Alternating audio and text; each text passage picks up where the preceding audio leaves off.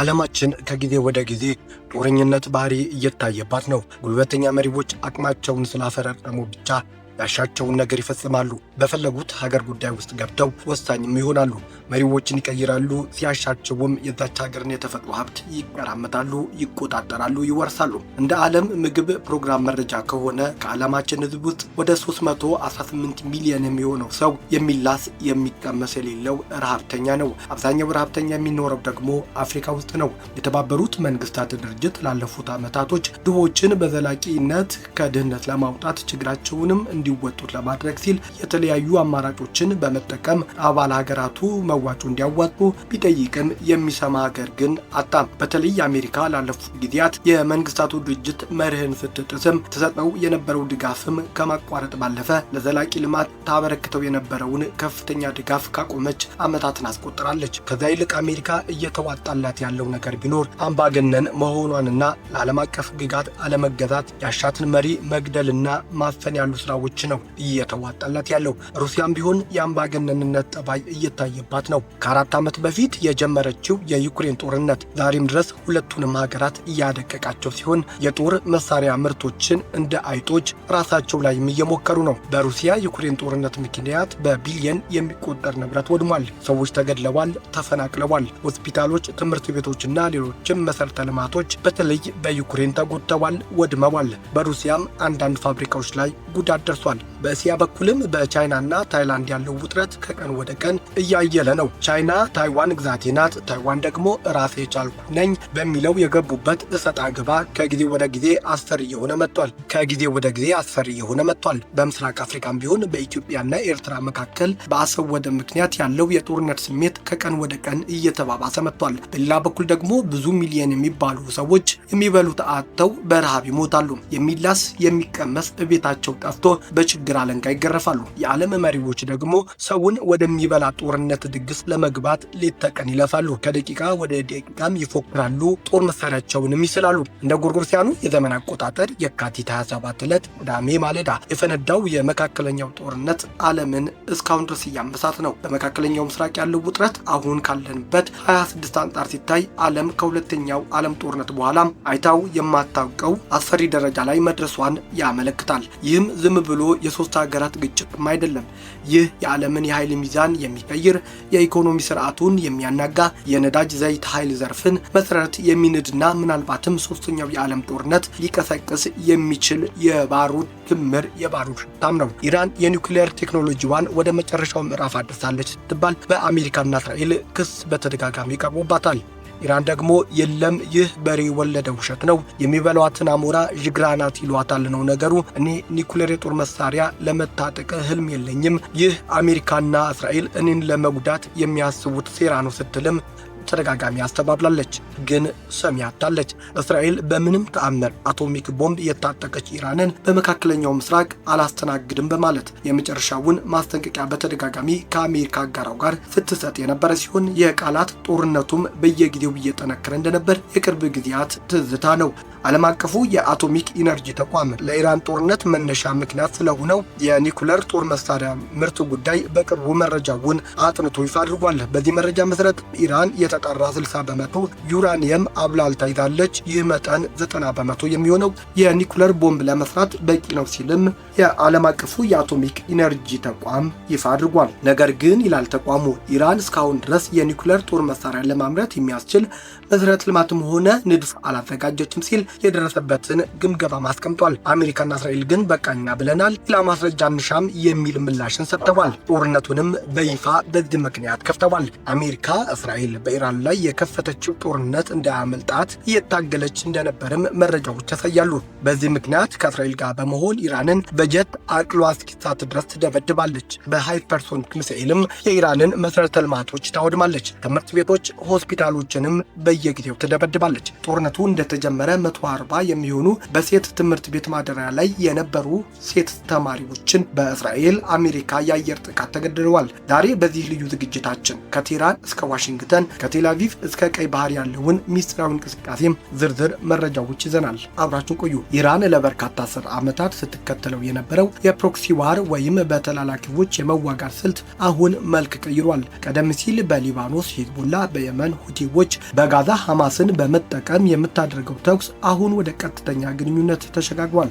ላለፉት 2 አስርት ዓመታት የኢራን የቀድሞ መንፈሳዊ መሪ አያቶላ አሊ ኻሜኒ ታጣቂዎችን በቀጥታ ሲደግፉ እንደነበር በአሜሪካና እስራኤል ተደጋጋሚ የውንጀላ ክስ ይቀርብባቸው ነበር። የሐማስም ይሁን የሂዝቦላ ወይም የሁቲ ታጣቂዎች ከፍተኛ አመራሮች ቴህራን ዋነኛ የፋይናንስ የትጥቅም የስንቅም አጋራቸው ነበረች። ከድሮን እስከ ተወንጫፊ ሮኬት ድረስ እነዚህ ታጣቂዎች እንዲታጠቁ ያደርጉ እንደነበርም አያቶላ አሊ ኻሜኒ በጠላቶቻቸው ውንጀላም ሲደርስባቸው ነበር። እስራኤልና አሜሪካ ከአጋሮቻቸው ጋር በመሆን የኢራን አስተዳደር ለማዳከም ያለመ ተደጋጋሚ ማዕቀቦችን አስቀምጠው የነበረ ሲሆን ኢራንን ግን ሊያንበረክካት ወይ ፍክች ሊያደርጋት አልቻለም።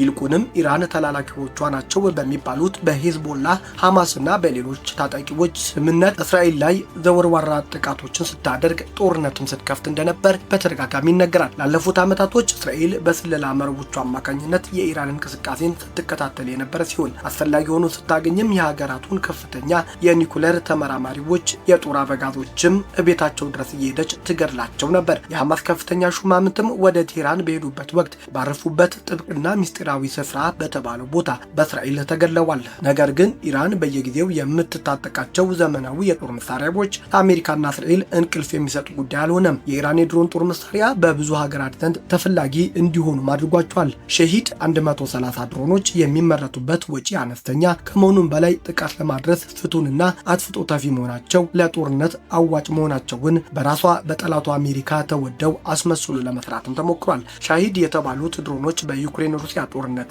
ለዩክሬን ትልቅ ፈተና ሆነው የነበሩ ሲሆን በጦርነቱም ላይ ትልቅ ተጽዕኖ እያደረሱ እንደነበር ዩክሬንም ስታምነው የነበረ ሀቅ ሆኗል። አሁን ኢራን ከእስራኤልና አሜሪካ በገባችበት ጦርነት ይህንን የድሮን ቴክኖሎጂዋን በስፋት እያዋለችው ነው። ኢራን ላለፉት ጊዜያት በሺዎች የሚቆጠሩ ሻሂድ ድሮኖችን በእስራኤል አሜሪካ ጦር ካምፖች በሁለቱ ወዳጆች ሀገራትም ላይ ተደጋጋሚ ድብደባዎችን ስታደርስም ቆይታለች። በዚህም እስራኤልና አሜሪካ ከአጋሮቻቸው ጋር በመሆን $30,000 ለተመረቱ ድሮኖች በሚሊዮን ዶላር በሚቆጠር በተመረቱ የመከላከያ የጦር መሳሪያዎች ጥቃቱን ለመከላከል ሲጥሩም ታይቷል። ይህም ወጪያቸው እንዲንር አድርጎባቸዋል። የኢራን ሌላው አስፈሪ ጦር መሳሪያ የሚሳኤል አቅሟ የደረጃ መሆኑ ነው። ኢራን ባለፉት ጊዜያት በሰራችው ስራ የባላስቲክ የክሩዝ ሚሳኤሎችን የታጠቀ ሲሆን እነዚህ ጦር መሳሪያዎች ለእስራኤል ከተሞች ትልቅ ፈተና ሆነው እያስቸገሩ ነው። በሺዎች የሚቆጠሩ ባላስቲክ ሚሳኤሎች፣ ክሩዝ ሚሳኤሎች በምድር ዋሻዎች ውስጥ ያከማቸችው ኢራን በእነዚህ ዋሻዎቿ የሻሂድ 136 ድሮኖች በስፋት አምርታ ማስቀመጧን በቅርቡ ባሳየችው ቪዲዮ አሳይታለች። እነ እስራኤል አቅሟ አዳክመነዋል፣ አብዛኛው ሚሳኤልና የድሮን ማምረቻዎች አውድመነዋል ቢሉም ኢራን ግን እስካሁን ድረስ የምጠቀማቸው የቆዩ ስሪቶች ናቸው፣ አዳዲስ ቴክኖሎጂዎች የተጠቀምኳቸው ክሩዝና ሃይፐርሶኒክ ሚሳኤሎች ገና ለእይታ አላበቋቸውም፣ ለጦርነቱም እየተጠቀምኩት አይደለም ስትል እያስፈራራች ነው። ይህ ማስፈራሪያ ደግሞ ለአሜሪካው የስለላ ተቋም ሲአይኤም ስጋት ገብቶታል። በቅርቡም ሲአይኤ በአሜሪካ አንዳንድ ከተሞች ኢራን በሻሂድ ድሮኖቿ ድብደባ ልታደርስ ስለምትችል ተጠንቀቁ የሚል መልእክት ማስተላለፉም ይታወሳል። እነዚህ ሚሳኤሎች እስራኤልን ብቻ ሳይሆን አውሮፓን ጭምር የመምታት አቅም እንዳላቸው በአሜሪካ ዘንድ እየታመነባቸው ሲሆን ምን ያህል አቅማቸው የደረጀ ነው የሚለው እስካሁን በትክክል እንዲህ ነው ብሎ ለመናገር አዳጋች ነው። ኢራን ላይ ጦርነት ቢነሳ ከኒውክሌር ጦር መሳሪያ በላይ አቅም ይሰጣታል ተብሎ የታመነውና እውነትም አሁን እየሆነ ያለው የሆርሙዝ ሰርጥ ወይም የሆርሙዝ ወሽመጥ ነው። ይህ ወሽመጥ በቀን 20 ሚሊዮን ድፍድፍ በርሜል ነዳጅ ዘይት ለዓለም ገበያ ያቀርባል። ይህ ማለት 20 በመቶ የዓለማችን የነዳጅ ዘይት በዚህ መስመር ይተላለፋል። እንደ ስንዴ፣ በቆሎ፣ ሩዝና ሌሎች የምግብ ሸቀጣሸቀጦች በዚህ ወሽመጥ በኩል ለዓለም ገበያ ይቀርባል። ለማዳበሪያ ስሪት የሚያገለግሉ ዩራኒየም ዋነኛው መተላለፊያ በዚህ መስመር ላይ ነው። ይህንን መረጃን በማንሳት ባለሙያዎች ኢራን ይህንን የሆርሙዝ ወሽመጥ ብትዘጋ ዓለምን ማርበድበድ ትችላለች ሲሉም እያስጠነቀቁ የነበረ ሲሆን የአሜሪካ የስለላ ተቋማትም ላለፉት ጊዜያት ባጠኑት ጥናት ይህ ነገር እውነት መሆኑንም መስክሮ ነበር። ባለፉት 15 ቀናት ይህ ስጋት እውን በማድረግ ኢራን ጦርነቱን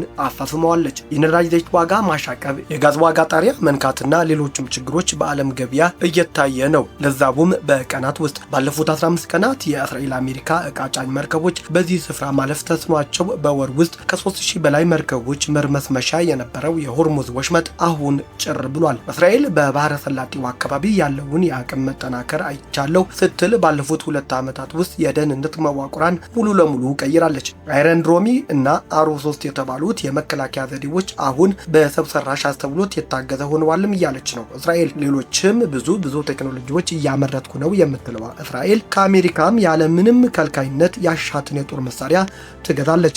አሁንም በመካከለኛው ምስራቅ ያሉ ሀገራት ስጋቶች እንደሆነም እስራኤል በተደጋጋሚ ትገልጣለች። አሁን የተታጠቀቻቸው የመከላከያ ስርዓቶች ከኢራን የጦር መሳሪያ ሊያድኗት ግን አልቻሉም። ኢራን በ18 ቀን ውስጥ ከ4000 በላይ እስራኤላውያንን ስታቆስል ከ10 በላይ የሚሆኑ ሰዎች ደግሞ ገላለች። አሜሪካን ቢሆን እስካሁን ሚዲያዎች የደረሱበት መረጃ ወደ 15 የሚጠጉ የአሜሪካ ወታደሮች በኢራን ጦርነት ውስጥ የተገደሉ ሲሆን ኢራን ግን የተገደሉት የአሜሪካ ወታደሮች ቁጥር በመቶዎች እንደሆነም ትናገራለች። በኢራን ውስጥ የተገደሉ ሰዎች ከ1500 በላይ ናቸው። ከፍተኛ የጦር ሽማምንትና የአገሪቱ መንፈሳዊ መሪ አያቶላህ አልሃሚኒን ጨምሮ እስራኤል ላለፉት 2 አስርት ዓመታት በኢራን ላይ የምታደርገው ሻዶ ዋር አሁን ወደ ይፋዊ የፊት ለፊት ጦርነት ሆኗል። እስራኤል በአየር ኃይሏ አማካኝነት ላለፉት 18 ቀናት የኢራን ዋነኛ የመከላከያ ስርዓቶችና የጦር መሳሪያ ማምረቻ ስፍራዎችን ያለምንም ከልካይነት ስትደበድብ ስታደባይም ነበር። በዚህም ኢራን ከፍተኛ ጉዳት እንደደረሰባትም እስራኤል ተናግራለች። ከጥቂት ጊዜ ወዲህ የሚወጡ መረጃዎች እንደሚያሳዩት የኢራን የኒኩለር ማብሊያ ቴክኖሎጂ አካባቢ ስፍራው ሙሉ ለሙሉ ሳይወድም እንዳልቀረም እያሳዩ ነው። ተብላልቶ የነበረው ዩራኒየምም ፍርስራሽ ውስጥ ተቀብሯል። አሜሪካም የተብላላው ዩራኒየም በእጇ ለማስገባት እግረኛ ወታደር ልታሰማራ ትችላለች የሚል መረጃዎች መሰማት ከጀመረ ወዲህ የበለጠ ጦርነቱ ወደ አብዳሚነት እንዳይቀየር ዓለማችንም ወደ ሙሉ የሶስተኛ ዓለም ጦርነት እንዳይከታት ስጋት ደቅኗል። አሁን የብዙዎች ጥያቄ ይህ የመካከለኛው ጦርነት በቅጩ መች ይቋጫል የሚለው ጥያቄ እየተመለሰ አይደለም። ጦርነቱ የዓለም የነዳጅ ዋጋ በበርሜል እስከ $120 ድረስ እንዲደርስ አድርሷል። የአየር ትራንስፖርት በመካከለኛው ምስራቅ እንዲስተጓጎል ሆኗል። አቪዬሽን ኢንዱስትሪው በአውሮፕላን የነዳጅ ዋጋ መናር ምክንያት እየተፈተነ ነው። የተባበሩት መንግስታት ድርጅት ዓለምን ከጦርነት ይታደጋል ተብሎ ተስፋ እንዳይጣልበትም አሜሪካ አቅም እንደሌለው ካሳየች ቆይታለች። ሰሞኑም በተከሰተው ጦርነት ለአሜሪካና እስራኤል ውግንናውን ሲሰጥም ታይቷል። በዚህም ሐሜት ውስጥ እንዲገባ አድርጎታል። ይህ ሁሉ የሚያሳየው ዓለማችን ወደ አስከፊ ጦርነት ለመግባት የመጨረሻው ምዕራፍ ላይ መሆኗን ነው። ዛሬም ድረስ የምግብ ዋስትና ጥያቄ በሆነባት ዓለም በልቶ መዋል ብርቅ በሆነባት መሬት ሀገራት ግን ለሰላምና የእራብ ችግር ለመፍታት ሳይሆን ሰውን ለሚገድል ጦር መሳሪያ በትሪሊየን ዶላር የሚቆጠር ወጪን ያወጣሉ። ቴክኖሎጂም ይራቀቃሉ፣ ሰውንም ይገድላሉ፣ በዛም ሀሴት ያገኛሉ። የሚቀጥሉ ሰዓታት ወይም ቀናት ለዓለማችን ሰላም ለመሆን ይሁን ለእልቂት ወሳኝ ምዕራፍ ነው። ዓለማችን ወይ ሰላም ይሰፍንባታል ወይም ደግሞ ከሁለተኛው የዓለም ጦርነት የባሰ እልቂት የምታይ ይሆናል። እኛም ይህንን ጉዳይ በንቃት እየተከታተልን መረጃዎችን እናደርሳችኋለን። እናንተስ ምን ይሰማችኋል? ሐሳባችሁን በሐሳብ መስጫ ወይም በኮመንት አጋሩን። ቪዲዮውን ከወደዳችሁት ላይክ፣ ሼር አድርጉ። አዲስ የሆናችሁ ቤተሰቦች ሰብስክራይብ ማድረጉንም አትዘንጉ። በሚቀጥለው ቪዲዮ እስከምንገናኝ ሰላም ቆዩ።